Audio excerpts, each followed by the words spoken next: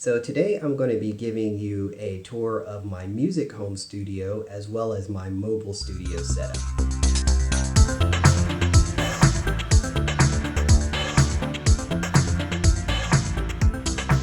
So this is my home studio. So I'm going to first give you a little panned overview of everything that I have here that I'm working with.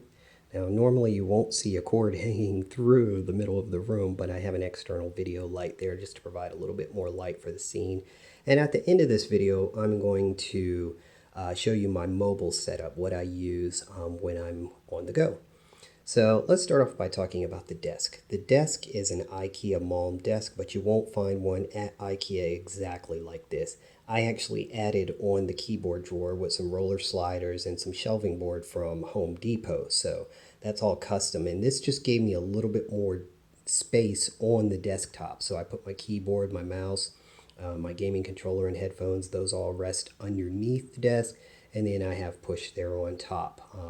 Now, if I want to move push out the way, I have actually plenty of room to work with other things or write or whatever. So I like this setup a lot. Now, underneath the desk, I have a footrest. So I also got that from IKEA as well. So it just helps me to be a little more comfortable sitting for longer periods of time here in front of my desk. Now, my computer down here, it's a Core i5. It's a 5th generation, and I actually built this myself. So it has 16 gigs of RAM. There's a 512 SSD M2, I believe it is, that's in there, as well as a 1 terabyte hybrid SSD. And then I also have another 240 gigabyte SSD drive that I haven't put in yet, but eventually I'll get around to adding that. Of course, there is a cord mess going on back there, but eventually I'll get around to getting some cable management going on. So, on top of my desk, so as you can see, I've got Ableton Push. I've got 2 monitors. Now, one of the monitors is just my regular viewing monitor. The other one is actually a tablet display monitor, so I can actually draw and write on that.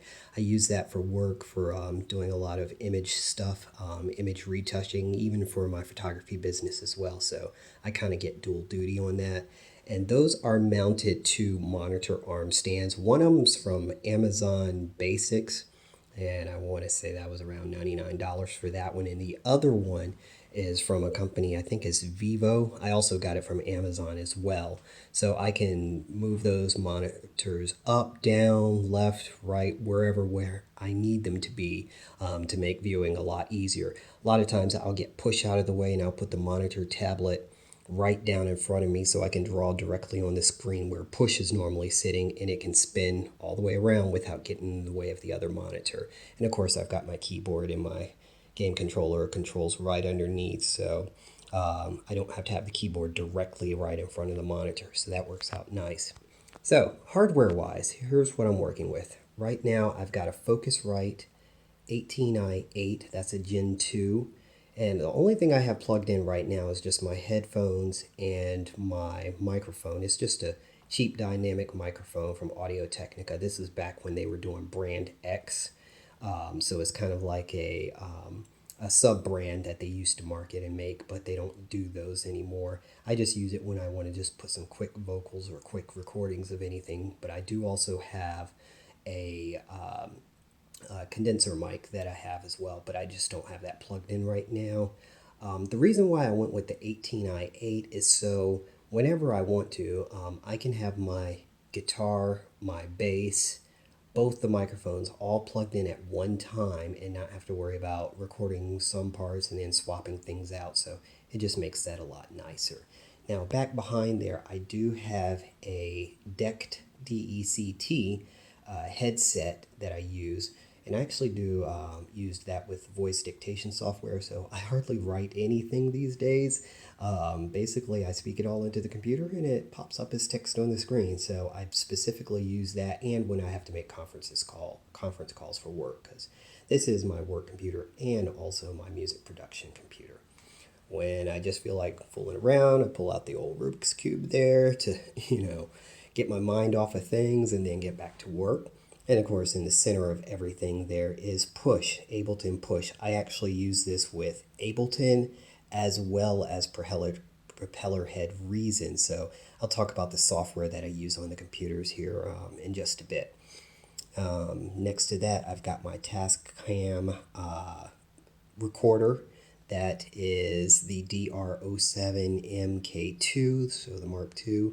And whenever I'm doing audio for my videos, except for this one's actually being recorded on my phone, I actually use this with an external mic that I plug in, and that's where all my audio comes from, typically if I'm speaking. I do have a pair of Bluetooth headphones that I use. And of course, just some miscellaneous stuff, my watch and my bike computer. I had to charge those up last night.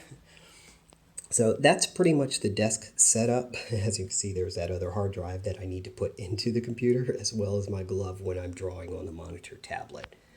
Now, over here, I've got my keyboard set up, as well as my speakers. Now, I am still sporting an old M-Audio Axiom Pro 61. And as much as I would like to get another keyboard, I still haven't found one that I like yet. So this one still serves the purpose and still works for everything that I need to do.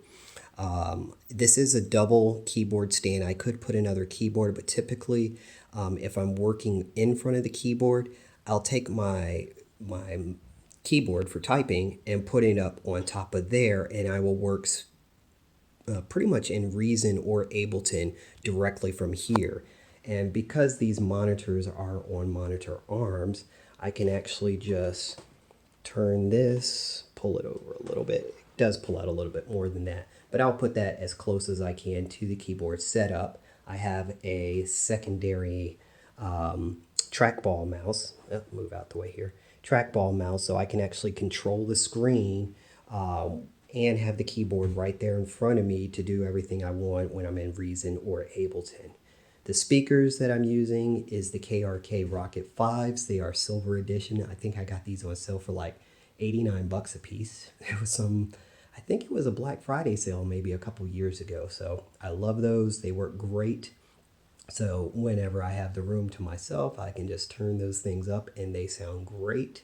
But most of the time I do work on my headphones. Now the headphones that I'm sporting, they are Audio Technica M30s, ATH M30s. I do also have a pair of ATH M50s, but I found I like the ear pads on these a lot better, and I can wear them for longer periods of time than the M50s. And I use the M50s pretty much when I'm working mobile. Next to this, everyone's like, why do you have a gaming keyboard?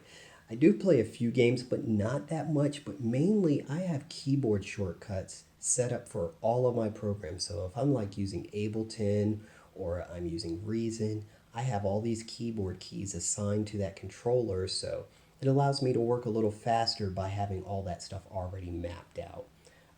My wireless keyboard is just a Logitech keyboard, cheap keyboard. You know, I got it for 35 bucks, and I don't have to have cords all over the place. I do have a gaming mouse there, Logitech gaming mouse as well. So underneath my keyboard, I do have two pedals, just an M-Audio foot pedal, and there's also a Roland damper pedal. I think it's the DP10 if I'm not mistaken.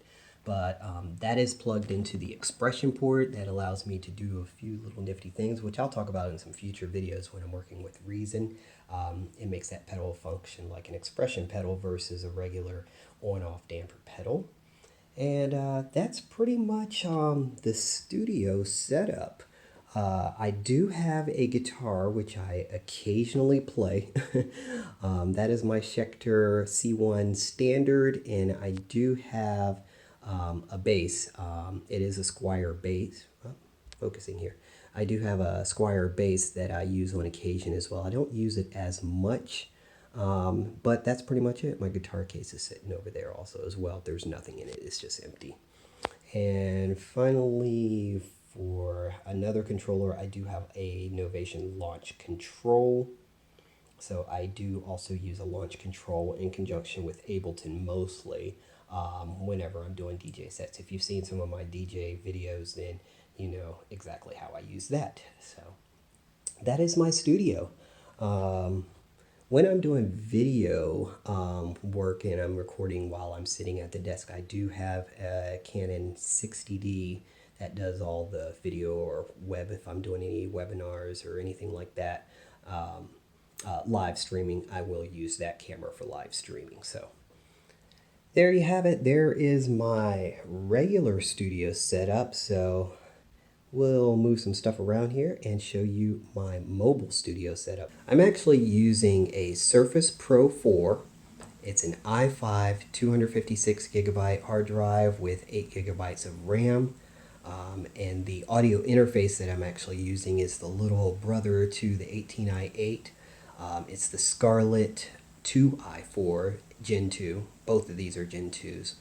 And I'm using the Audio-Technica headphones, the M50s. So that's what I use when I'm on the go. The keyboard there, I've got the Korg Nano Key 2. And all of that will plug in through the USB. A lot of times I don't even take the power cord with me. I'll just get a little USB 3 hub or, non-powered. It actually is non-powered. And both the audio interface and the keyboard controller, as well as an external mouse, they just work fine on there. I can work easily up to an hour or two before I run out of battery on this thing. So whenever I want to go up to Starbucks on the motorcycle or whatever, that's what I take. I put it in a little, crossbody bag, and there we go. All of it fits in there just nice and perfect. So again, I'm using both Ableton Live and Propellerhead Reason 10 now also on both my desktop setup and my mobile setup. So these are the ones for me. I hope you've enjoyed the tour of my music home studio and mobile studio setup. I'm planning to do a lot more music videos. It'll be Music Monday, so I'm planning on putting these out every Monday. Something to help you in your music endeavors, either working with Ableton Live, Propellerhead Reason, and then just some other miscellaneous things. So stay tuned, I'll have more of those coming up soon. This is Learning with Mark Warren, and we'll catch you on the next one.